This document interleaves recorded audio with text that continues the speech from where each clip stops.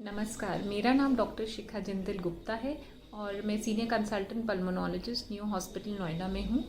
आज world TB day है। हर साल वर्ल्ड टीबी डे 24 मार्च को मनाया जाता है और इसका मकसद है लोगों को इस बीमारी के बारे में जागरूक करना। आज मैं कुछ इस बीमारी की प्रमुख चीज़ों के बारे में बताना चाहूँगी। सबसे पहली चीज़ ये है कि टीबी जो है वो इसका पूरा इलाज संभव है। अगर कोई भी मरीज़ टीबी की दवाई टाइम पे डॉक्टर की निगरानी में और पूरा कोर्स ढंग से लेता है तो उसका पूरा इलाज संभव है। इसलिए सबसे ज़रूरी चीज़ है कि अपनी दवाई टाइम पे लेना और पूरा कोर्स टाइम पे ख़त्म करना।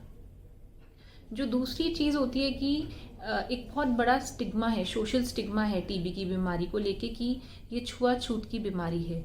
तो मैं ये बताना चाहूँगी कि ये छुआछूत की बीमारी बिल्कुल नहीं है। ये छूने से या किसी टीबी मरीज़ के साथ खाना उसकी एक प्लेट में खाने से नहीं फैलती।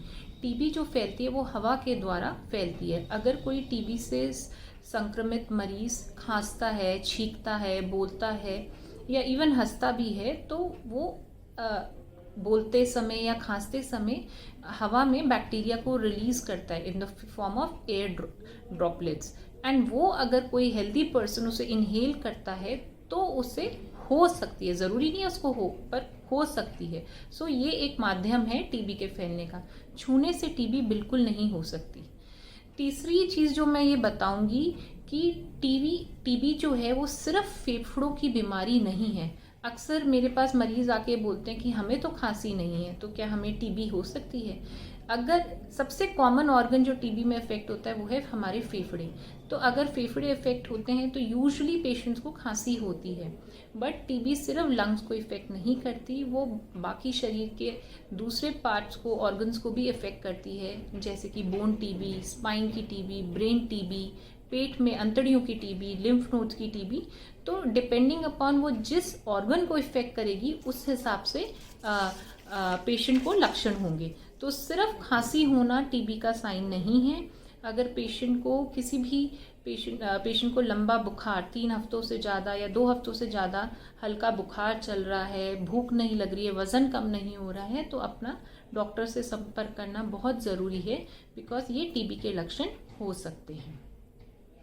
चौथी चीज़ जो मैं आपको बताना चाहूँगी कि टीबी कई बार सिर्फ एक्सरे या बलगम में नहीं पकड़ी जाती। उसके लिए डॉक्टर को कई अलग टेस्ट भी कराने पड़ सकते हैं, जैसे कि सीटी स्कैन, एमआरआई या बायोप्सी, सो दैट कि हम टीबी को जड़ से पकड़ पाएँ।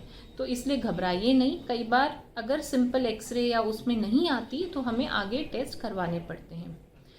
पांचवी चीज़ जो मैं ये बताना चाहूँगी कि कुछ टेस्ट होते हैं जैसे कि मॉन्टूक्स टेस्ट, जिसमें हम टीबी का एक, जो पेशेंट्स अक्सर कहते हैं टीबी का टीका हाथों पे लगाते हैं और हम लोग 48 to 72 आवर्स के बाद उसको रीडिंग करते हैं। और एक और ब्लड से टेस्ट लिया जाता है जैसे कि टीबी क्वांटिफेरॉन गोल्ड।